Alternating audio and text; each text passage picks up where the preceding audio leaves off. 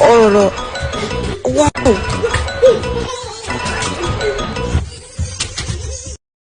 Анатолій Трубін також пішов до лінії штрафного майданчика. Половина стадіону мовчить, половина гуде. Аурснес, подача. Трубін! Анатолій Трубін!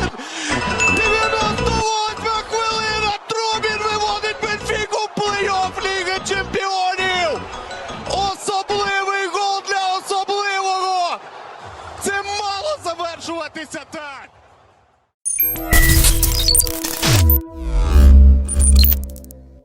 Bonjour les amis, j'espère que vous portez toutes et tous très bien. Alors, je sais pas par où commencer. Pardon, je me suis laissé emporter par mes émotions. Bref, les amis, j'espère que tout le monde se porte bien.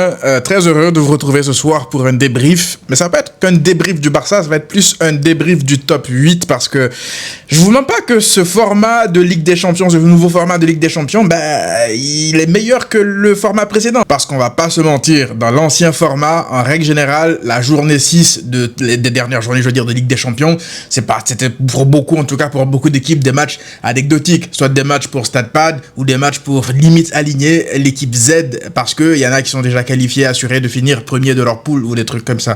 Mais là, waouh, t'es là, tu regardes ton club, mais t'as aussi un œil sur les autres matchs, t'as aussi un œil sur les résultats des autres parce que ça a un impact, ça change en temps réel. C'est comme un grand championnat européen. Pour le coup, oui, c'est la phase de Ligue européenne. Ça tient toutes ses promesses. C'est vraiment ça, la Ligue des Champions, en fait. Derrière, bien sûr, il y a les tours à élimination directe, c'est aussi la Ligue des Champions. Mais ça, là, moi, c'est ce que j'appelle la Ligue des Champions. C'est une ligue, c'est un championnat où chaque but peut ramener une équipe de 3e, en fait, à 9e. Une équipe peut passer de 9e à 5e. Vous voyez, c'est des choses qui peuvent arriver en live comme ça parce qu'il y a de la tension partout. Et je pense qu'on va parler naturellement là du Barça et du Real aussi parce que le Real sort du top 8. Déjà, pour parler du Barça, je pense que cette première période du Barça, ils ont voulu tout faire à l'envers. Ils ont voulu se précipiter. Ah, il y a un score à aller mettre. Ça reste une équipe professionnelle en face. Tu viens, tu ne penses pas à construire ton jeu, à poser ton jeu. Tu penses que le ballon, c'est de la défense à l'attaque. Tu vas te faire surprendre. Déjà que tu as une défense vraiment ridicule, pour le coup. Honnêtement, ce soir, celui qui m'a le plus frustré dans la défense... Aujourd'hui, en fait, c'est pas un problème de joueurs intrinsèques parmi les défenseurs parce que pour moi, Koubarsi fait un très bon match. Depuis qu'il s'est reposé, il fait un bon match contre Oviedo. Aujourd'hui aussi, il fait un bon match. C'est plus Koundé, en fait. Koundé, il fait une passe vraiment dégueulasse au milieu. Et puis derrière, il couvre le hors-jeu. En fait, il y a une action qui résume la saison de Jules Koundé. Il y a une action où je crois qu'il y avait faute sur Lamine Yamal parce que les joueurs... On peut en parler de l'arbitrage maintenant que le Barça a gagné ou pas. Parce que lorsqu'on perdait, c'était impossible d'en parler. Oui, c'est parce qu'on est nul, on n'a pas le droit de s'en plaindre. L'arbitrage, l'arbitre français qui a arbitré le match du Barça aujourd'hui était catastrophique. Des choses vraiment évidentes qui se passaient sous ses yeux.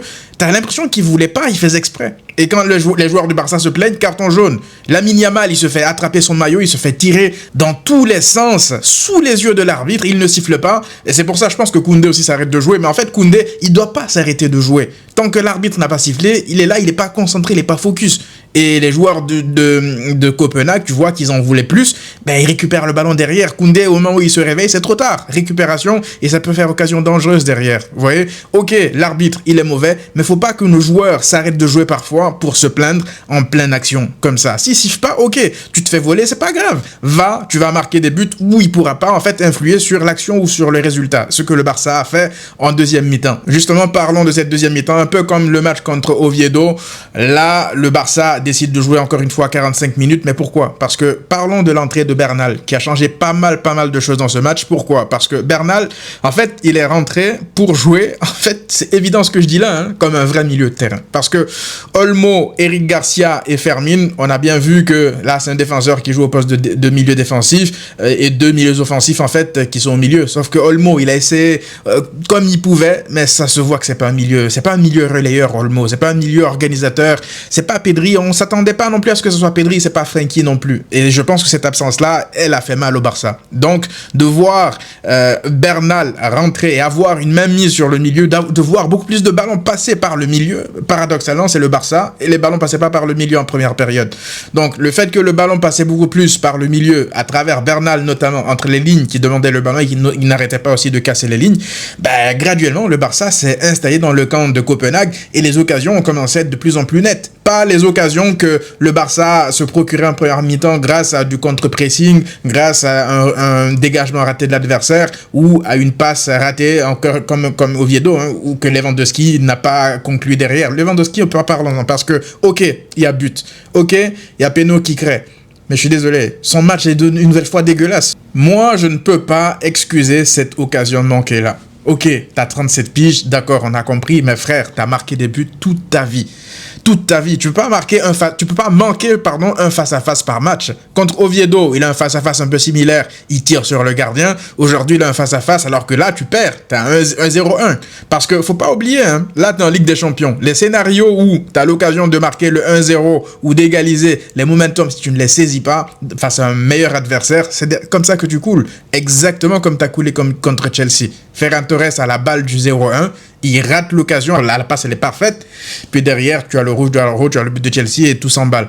Bref, Lewandowski, je suis désolé, heureusement que Ferran Torres est de retour, mais est-ce que tu peux aussi aller à la guerre avec Ferran Torres? Ben c'est le sort du Barça cette saison, on fera avec, de toute façon, il n'y a pas le choix.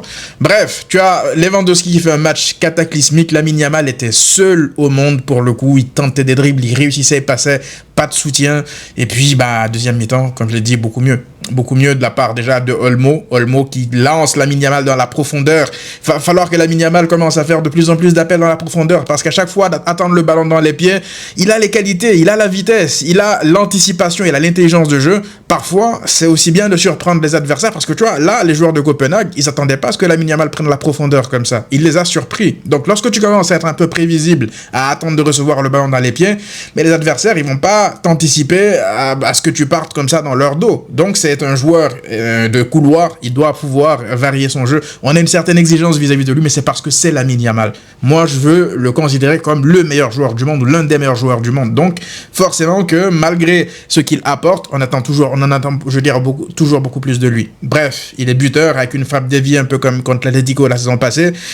Et puis un match de fou, quoi, le Lamine Yamal. Il revient de plus en plus à son meilleur niveau. Ça fait plaisir. Et puis, pour le reste, ouais, le Barça a maîtrisé. Ils ont failli encaisser un but derrière sur Joan Garcia qui s'était totalement troué. Mais voilà, c'est un pass. Pour l'instant, c'est pas des erreurs qui te coûtent beaucoup trop. Ok, c'est une erreur qui t'a coûté un but qui était finalement hors jeu. Donc, on va juste dire attention. Voilà, il n'est pas non plus parfait. Hein, c'est pas un alien. Ça reste un homme. Il va faire des erreurs. Ça reste un gardien de but. Bref, en tout cas. Ouais, deuxième mi-temps bien meilleur que la première. Le Barça se qualifie dans le top 8. L'avantage, c'est que le Barça aussi va accueillir, je crois, des matchs à domicile pour le match retour jusqu'à je sais plus à quel moment de la saison, de la phase, en tout cas la Ligue des Champions. Et il y a des chances aussi que le Barça croise le Paris Saint-Germain ou Newcastle. Là, moi, je vais vous dire la vérité, les amis. Si vous commencez tout de suite à avoir peur du Paris Saint-Germain, à avoir peur de n'importe quelle équipe en huitième ou en quart parce qu'on a une mauvaise défense, autant ne pas y aller en fait. Ok, c'est pas parfait. Ok, il y a des lacunes. Ok, ils ont battu le Barça la dernière fois au Montjuic. Si tu les croises à nouveau, tu vas essayer de faire en sorte d'avoir un meilleur résultat. Aussi simple que ça. Moi, je prends les matchs, je vous ai dit, un par un. Tu peux croiser le PSG, tu peux croiser Newcastle, je sais pas, le Monaco ou autre là, je sais pas. Mais ce sont les potentiels adversaires du Barça en huitième de finale. Mais le Barça a fait le boulot. Il y a eu un magnifique coup franc de Marcus Rashford. Ça fait maintenant quelques entrées qu'il est très très intéressant, Marcus Rashford. Je sais même plus c'est quand la dernière fois que le Barça a marqué un coup franc direct. Il a ça, il a la qualité de pied, il a la qualité pour tirer les coups de pied arrêtés comme ça. Et ouais, c'est incisif, très intéressant. Il y a une frappe aussi sur la barre transversale au bout d'un moment.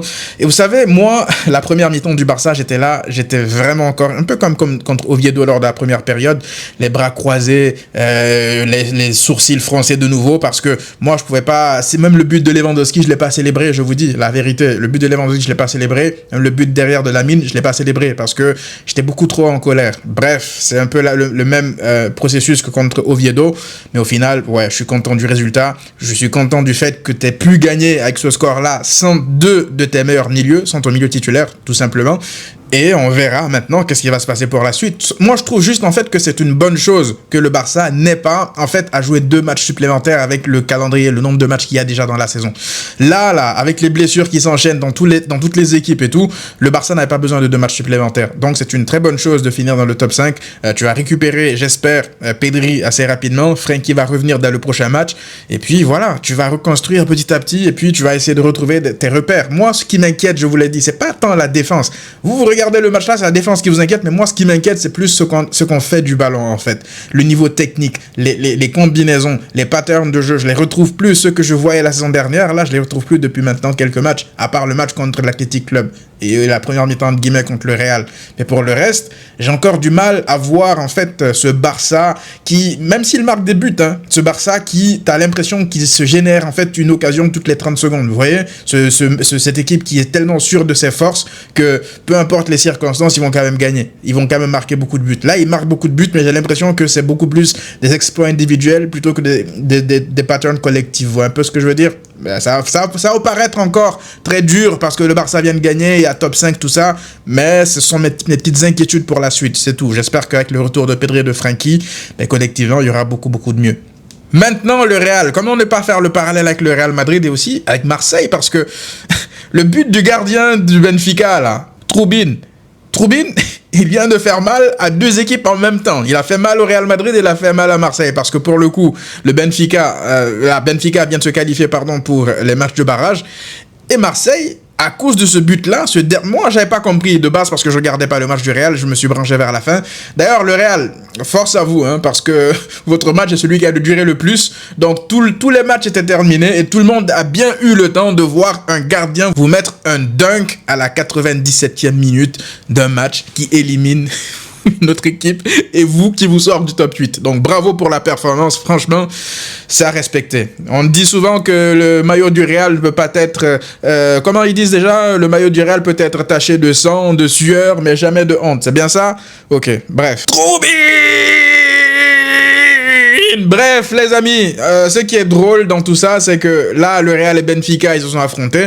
Et dans les barrages, c'est pas impossible que ça soit aussi le Real qui affronte Benfica. Et attention, parce que on le sait, là, aller gagner à Benfica, pourtant, c'est même pas le même Benfica que le Barça a battu la saison passée, hein, vous vous rendez compte? Le Benfica de la saison passée est 50 fois plus fort que le Benfica de cette saison qui, lui, était un peu en crise. Mourinho, ça allait pas trop, mais il a joué un sale tour à son ancienne équipe aujourd'hui. Et le Real a quand même réussi l'exploit d'aller perdre là-bas 4-2 avec 2 cartons rouges en prime. Raúl Asensio et Rodrigo, je crois. Waouh, ça veut dire qu'ils seront absents aussi pour le match aller du barrage. Force à eux, hein, force à vous les Madrilènes, parce que là, moi je pensais que voilà, le Purple Patch était encore toujours d'actualité, mais si vous continuez comme ça, la saison elle risque d'être terminée assez vite. Mais bon, là je vais pas non plus m'avancer trop et provoquer de mauvaises ondes. Le Barça se déplace à Elche, prochaine journée de Liga. Il y a un scénario où le Real passe devant le Barça durant ce week-end. Je vais pas conjurer le mauvais sort. Bref, revenons en tout cas à ce à quoi comme impact, tout ce qui s'est passé aujourd'hui. Il y aura des équipes qui vont donc jouer 2 matchs supplémentaires. Mbappé doit être très, très content, lui, ce soir. Je pense que tous ses coéquipiers doivent être dégoûtés. Mais lui, il voit ses stats. Lui, là, il doit se dire, ouais, je vais encore mettre StatPad en match de barrage de Ligue des Champions. Bref, en tout cas, c'est une bonne opération pour le Barça, une très bonne pour le Barça même, vu les absents, vu les circonstances. Et ça fait quand même bilan parfait au Camp Nou depuis le retour. Une moyenne de 2 buts de plus que l'adversaire à chaque fois, même si oui, dans certains matchs, celui-ci contre Francfort et le match contre Oviedo, c'était pas si fameux que ça. Mais il faut prendre les circonstances. Il y a de la fatigue, il y a des matchs tous les 3 jours, il y a des absents importants. Donc avec tout ça, honnêtement, je continue toujours à donner des passes, même si je suis pas satisfait dans le contenu. Pour le reste, on va essayer de continuer à grappiller des points importants, à gagner, en attendant le retour de nos maîtres à jouer, Frenkie de Jong et Pedri. Donc voilà les amis, dites-moi vous qu'est-ce que vous en avez pensé dans les commentaires. On se retrouve très vite pour une nouvelle vidéo et dites-moi vous quel est le match qui vous a le plus choqué ce soir dans les commentaires. À très vite.